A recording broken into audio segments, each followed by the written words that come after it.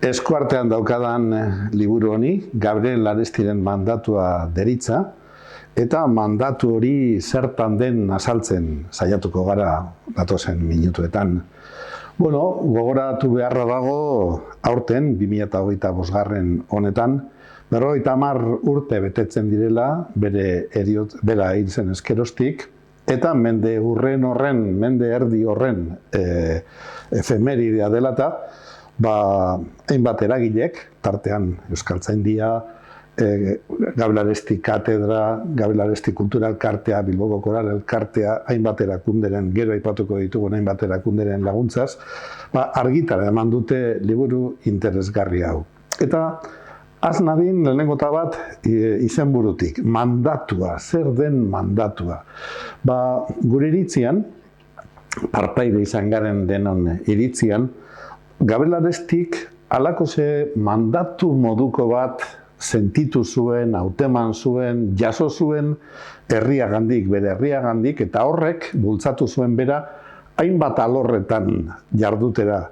Egia da, gizartean dagoen iritzia da, iritzi orokorra edo iritzi zabalduena da, Aresti halako lerkari soziala izan zela, baina hortik gora eta hori baino askoz gehiago izan zen Gabriel. Hainbat alorretan jardun zuelako, euskal kulturarentzako halako humus moduko bat sortu nahian. Gogora dezagun, duela 50 urte, duela mende erdia, ez egola bat ere finkatuta humus hori, eta alor guztietan eragin beharra zegola. Horregatik berak jardun zuen literaturan, nola ez, euskara kontuetan partaide izan zen, hainbat ekimenetan, euskararen aldeko hainbat ekimenetan, besteak beste euskara batuaren beraren sorreran ere, baina gizarte gaietan jardun zuen, antzerkian, itzulpengintzan, kazetaritzan, nik zer dakit, hainbat eta hainbat alorretan, eta horietatik guztietatik 10 aukeratu ditugu liburu honetarako, eta lehen esan dugun moduan efemeride horren karietara, halako bidaia bat, denboran barrena bidaia txiki bat egin nahi izan dugu, nolako mandatua jaso zuen edo jaso uste izan zuen berak orduan, eta nolako mandatua jasotzen duten oraingo sortzaileek, eta bide batez nola ikusten duten oraingoek orduko mandatua, eta gauzak zertan aldatu diren. Horretarako, eta banan aipatuko ditugu, euskara alorrera jo dugu, lehenengo bat, eta bertan, Eneko Bidegain, irakasleari, Euskaltzaindiko kideari, galdetu zaio, euskarak zertan den aurrera eta zertan dagoen urgeldietan momentu honetan, eta berak argi esaten digu, bere artikuluan, euskarak asko egin duela aurrera, baina gauza guztietan bezala argilunak ere badaudela, eta argilun horiei begiratu beharra dagoela, gehiegizko baikortasunean erori gabe, ezta? Literaturan, Irati Jimenezi deitu zitzaion, gogo handiz onartu zuen gonbidapena Iratik, eta berak nabarmentzen duena, artikuluan nabarmentzen duena da, egiaren aldeko, benetako egia bilatzen saiatu zela Gabriel, eta hori gutxitan gertatzen dela, ezta? Hain jende egiatia, hain jende zintzoa, nola orduko gezur guztien gainetik, egia guztion egia soziala nola bilatu zuen Gabrielek.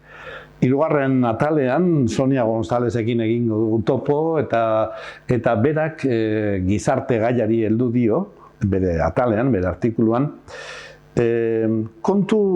bere aitaren kontu batetik, hain zuzen ere, aita kanpotik etorria baitzen, bera euskaldun berria da, eta arduan nolabait paralelismo bat egiten du Gabrielek nola islatu zuen jende pobrearen bizimodua, etorkinen bizimodua, eta nolakoa izan zen garai hori eta ordutik hona gizartea zertan aldatu den, aldaketa ikaragarri handia da, ezta? Antzerki gintzan Oier Gilan sortzaileak eta antzerkigile handiak Gauza asko esaten du, oso sakona baita bere artikulua, baina gauza bat azpimarratzen du, nik ere berriz azpimarratu nahi nukeena, eta da Gabrielek ez zuela bere luzimendu propiorako egin, baizik eta gizarteari begira sortzen zitula gauzak, eta antzeslanak sortzeaz gain, nolabait antzerki talde gazteengana jo zuen, haiek sortzeko moduak ipini zituen eta haiekin bat eginda parte hartu zuen, berak idazten zituen antzerki sozial horiek, antzeslan sozial horiek taularatzen Bertolt Brechten eskolatik zetozen lan haiek. Hirigintza ere hautatu nahi izan dugu liburu honetarako mandatu gisa eta baten batek agian pentsa dezake hirigintzak zer daukaz ikustekorik Gabrielekin. Gabrielen obra osoan geografia oso garrantzi handiko kontu izan zen. Gure iritzian Bilbo bilakatu zuen bere esan behar guztien gertaleku, eta ez txokokeriaren ikuspegitik, ez bazterkeriaren ikuspegitik, gu bilbotarra gara, eta ez, baizik eta nolabait, Bilbon kokatu zituen edonon gerta zitezkeen fenomeno sozialak, eta handik bere kritika zabaldu, ezta? Eta hiri hori, hiri gris, hitz hori, asko aldatu da, 50 urteotan, onerako eta txarrerako, eta hori da Ula Iruretagoiena arkitektuak biztaratzen diguna. Xabi Gantzaren artikulua benetan besteak bezain gomendagarria iruditzen zait niri, arteaz dihardu, artearekin lotura handiak izan zituen Gabrielek, kezka handia erabili zuen, kezkatu egin zen eta adizkidantza handiak ere lortu zituen eta etsaigoren bat edo beste. Tartean, beti aipatzen dena eta bere poema ospetsu horretan aipatzen dena, Jurgi Oteizarekin, berak Jurgi izaten baitio, Jurgi Oteizarekin izandako ikamika hori, ezta? Pentsatuko duzue nik tontoentzat, bera oso listoa da, listoentzat idazten du, nik tontoa naizenez, tontoentzat idazten dut. Ikamika horretan sartu beharrean eta hor zirikatu beharrean, Xabi Gantzarainek egiten duena, da biak bidelagun hartu eta bere kezkak, artearen inguruan dituen kezka handi horiek kontatzen dizkie, bai Gabrieli eta bai Oteizari. Kazetaritza, 7. atala, 10-tik 7. Kazetari batek egin digu, noski, Goizalde Landabasok idatzi digu, eta bertan 7 jauzien aitzakian, 7 jauzi dantza ezagunaren aitzakian, 7 jauzi egiten ditu berak ere kazetaritzaren historian, eta kazetaritza nola bilakatu den, eta interesgarria da.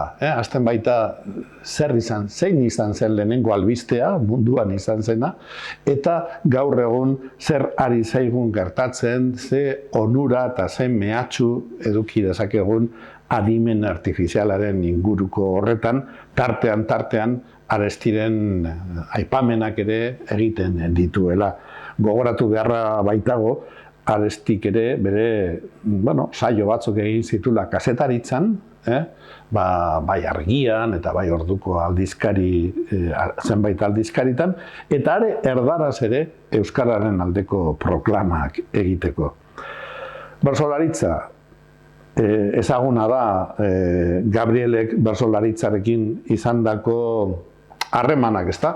Nolabait bera poesia kultu jaso batetik abiatu zen, eta Oteizarekin izandako eztabaida luzearen ostean, bera ohartu egin zen, benetan herria gana, heldu nahi bazuen herriaren moldeak eta mintza moldeak eta bersokerak ere erabili behar zitula, eta orduan ezagunak dira nolako harremanak izan zituen Basarrirekin, lorak nola botatzen zizkioten elkarri, ezta? Batak esaten zion besteari, zuek olerkariok zarete benetan euskararen edertasuna gorengo mailara eramaten duzuenok, eta Arestik erantzuten zion berari, ez, zuek zarete benetako olerkariak, zuei ongi ulertzen dizuete guri ez bezala. Tarduan handik aurrera berak molde horiek hartu zituen, eta bere poesia sozial ulergarri hori egitera heldu zen.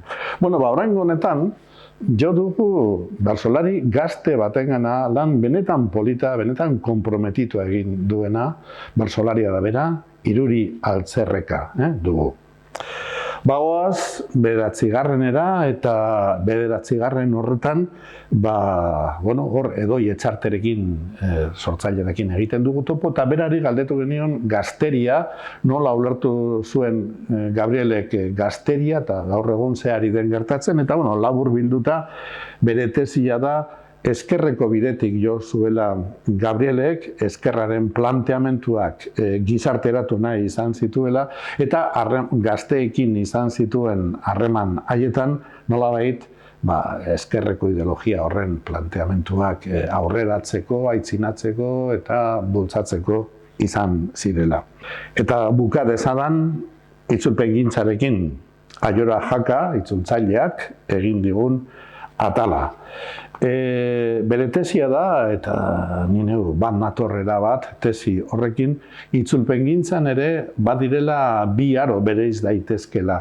Arestiren artekoa eta Arestiren ondokoa nolabait. Ordura arte, gehien bat klasikoak eta halako gauzak eta itzultzen ziren, beldur handiz, begirune handiegiz, euskararen garbi zaletasuna gehiegi zainduz, erdararen morrontzan, eta Arestik zirt edo zart egin beharra zegoela ikusi zuen, eta bestelako lanak itzuli zituen, aipatu dugu Bertolt Brecht, baina asko aipa daitezke zenbat obra, zenbat lan itzuli zituen, Asterizen albunak besteak beste, ez bakarrik Turkiako Himmet olerkariaren obrak, edo T.S. Eliotenak, edo beste hainbat, ezta? Baina baita komiki horiek ere alde guztietara heldu nahi zuelako berak. Eta amaitu nahi nuke esaten, elkarlanean egindako lan ederra izan dela, Gabriel Arestiren mandatu hau,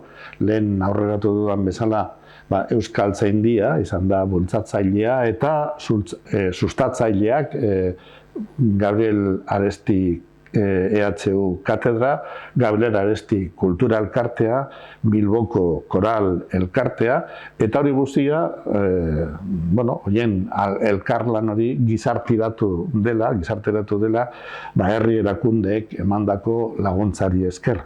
Eusko Jaurlaritza, Bizkaiko Foru Aldundia eta Bilboko Udalaren laguntzari esker.